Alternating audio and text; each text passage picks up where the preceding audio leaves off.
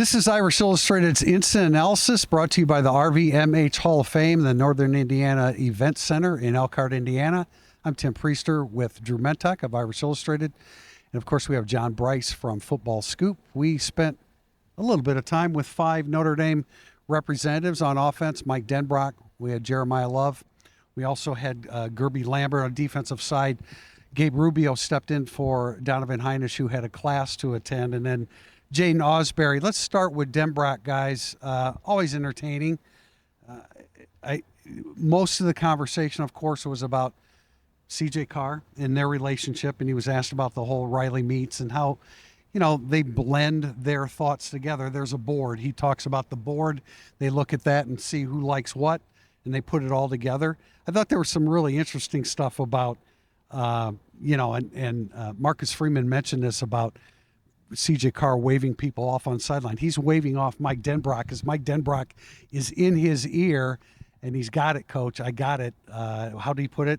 Get off the buzzer, idiot. Yeah. He said it sounded like my son saying, dude, let me go. Dude. It was really entertaining from Mike Denbrock, a very relaxed Mike Denbrock. You can tell his confidence continues to grow in this offense. I asked him point blank about CJ being unflappable, and this was the first we'd visited with him since CJ played any games, but I wanted to ask him specifically about his first career touchdown pass, that crazy Houdini play to find Micah Gilbert early. And before I could finish the question, Mike Denbrock said the whole time I was screaming, get it out, get it out, get it out, get it out. But he said, no, we see that. He said he is unflappable. We believed going in that he was unflappable, but you never know until the fire's hot. And he said, now we know. And he is exactly what we thought. He's really advanced.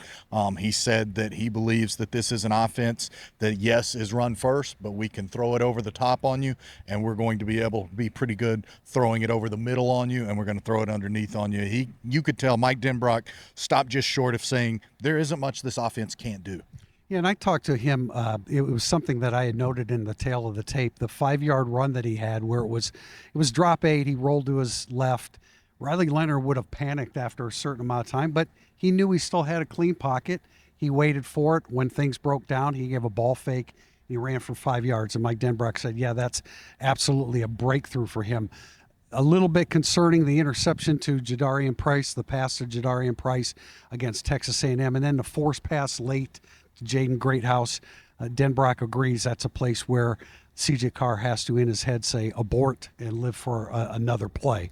Yeah, I think, and those are good questions both by you, and I think we're really seeing the fact that CJ, it's probably helped him a lot early in his career that he is so confident, but now we're kind of seeing, okay, you need to be confident enough to say, hey, this play isn't going to work. I need to throw it away. This is the best play, because he has so much confidence that he can make any throw, any play in the field, and obviously we've seen that work out, but I think maybe a next step in his progression is to kind of start dialing that back. And Mike Denbrock also mentioned towards the end of the interview that he could see getting Kenny Minchey involved in the run game to kind of help out with some of that. And I think that's also a point where you've gotten C.J. Carr established. He's, there's not this talk about, we're going to go back to Kenny Minchey or anything like that. So I think now that part is clear and C.J. Carr has clearly shown he's the guy, you can maybe start working in some of those other Kenny Minchey things. We had abbreviated amount of time with Jeremiyah Love. He had other interview responsibilities, but really interesting stuff talking about the interplay between him and Jadarian Price, where they actually said, we may be able to combine for 6 touchdowns here.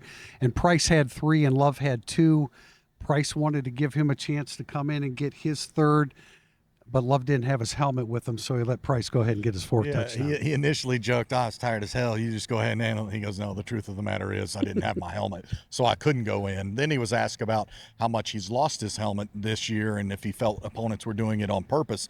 This was one of his more insightful answers, I felt like. He said, yes, they're doing everything they can to take me out of the game. They're trying to rip my helmet off. They're diving at my knees. Opponents are doing whatever they can to get me off the field. And he didn't say it with any braggadocio. He was just stating very factually that he has noticed he's a focal point and teams are trying to make him have to sit out plays. Yeah. Of course, when a player loses his helmet, he has to go off the field, and he lost it how many times? 3 times against A&M? 3 times against A&M, and I think he lost it once at Miami as well. Yeah. Drew, you were around Jaiden Ausberry. He was the first to come out. What'd you hear from him? Yeah, I mean, I think he was a little bit coy with talking about the defense. I think John and I both asked him questions about just like where is there the lack of clarity? Like they say clarity equals velocity. Well, why isn't there? And he would just kind of say, well, we need to be better. So you can tell he's frustrated, but he's also not really willing to give anything away from us to us. But I think one of the more interesting things he said is he talked about Madden for ammo. I was like, were you surprised to see him in there in pass coverage? And he's like, no, I knew he was going to get his hand on a ball this game. I think he had 3 picks last week. So clearly he's been showing something, especially in pass coverage, that Ausberry was willing to be like, we knew he would do this. Jaiden Ausberry, snap for snap, is one of the most productive guys on the football field. So you see why he consistently gets in the game.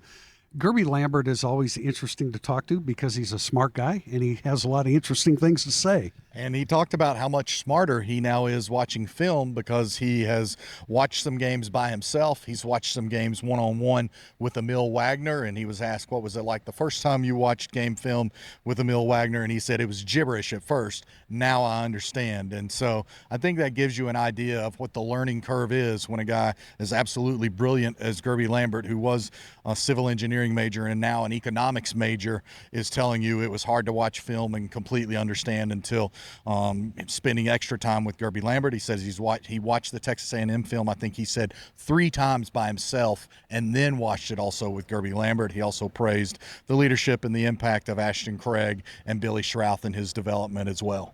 Tim O'Malley asked him about, bumping out the right tackle. And when you bump out the right tackle in that situation, you don't know whether you're going to, be in there for 5 plays or 10 plays. Go ahead, jump in. Yeah, I just wanted to add, he played a snap at left tackle. He played some at right tackle, and he was asked about that by me, actually, if he had a preference. He goes, man, I'll play anywhere on the field they want me to play. Also, real interesting, he talked about he didn't start playing football until his sophomore year of high school, which I don't think we've probably spent enough time dwelling on that because he's starting at Notre Dame now. But anyway, didn't start playing football until he was a sophomore because his mom didn't want him to play. She said it was too violent. Now he said she's the biggest football fan in the world. She'll watch any NFL game, any game whatsoever, but said he was playing soccer and maybe basketball before that, and kind of thought he might be a soccer player, and his high school coach went down the hallway and said, you're way too big to be playing soccer. Let's come play football. Drew, I don't know if you were around Lambert much, but I also got a kick out of he's talking about, and it was brought up to him, the 48-yard touchdown run by Jeremiyah Love, which when I watched it on film, it's like, how in the world is this guy scoring? And Lambert is amazed at it too. Everything's bodies are flying around, and he said, I mean, that could easily be a 5-yard run, and next thing you know, he's going down the sideline with a big play. What else do you have, Drew? Yeah, I mean, I wasn't around Lambert much, but going back to Ausberry, I think we talked a lot about, he really talks to his brother a lot, who's playing at LSU for Brian Kelly right now. I tried to ask him, before he transferred from Auburn to LSU, did you have to give him any advice on Brian Kelly from your teammates? He kind of dodged that question a little bit too. So not a ton from him, but I think he was an overall just kind of entertaining interview and a guy willing to come speak for the defense and kind of show a lot of confidence in it, even despite their struggles so far. Gabe Rubio, as I mentioned, a sub for Donovan Heinisch. And, the challenge for that defensive front this week starts with Talon Green, 6'6", 225, 230 pounds, 9 inches shorter than Marcel Reed, a different kind of animal to deal with. But this is a guy that, what Rubio brought up was where they struggled a little bit with Ryan Brown from Purdue was running through the B gap. I don't think that's where Talon Green wants to go. I think he wants to go around the edge. Were you around Rubio at all? Did you get an opportunity to talk to him? I mean, very, very thoughtful, and he, obviously they have to shut off every escape route they can with Talon Green because he'll want to go. But I think the majority of his runs will be on the outside, and then that calls into play.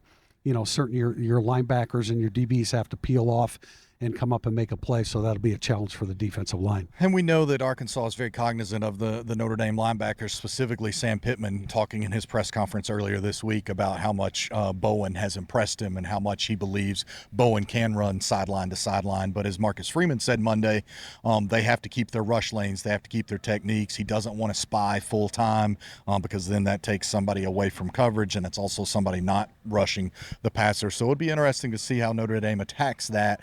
But they've got to do a better job of pushing upfield and keeping their gaps and keeping their discipline. That's it from outside Notre Dame Stadium. This has been Irish Illustrated's Instant Analysis, brought to you by the RVMH Hall of Fame and the Northern Indiana Event Center in Elkhart, Indiana.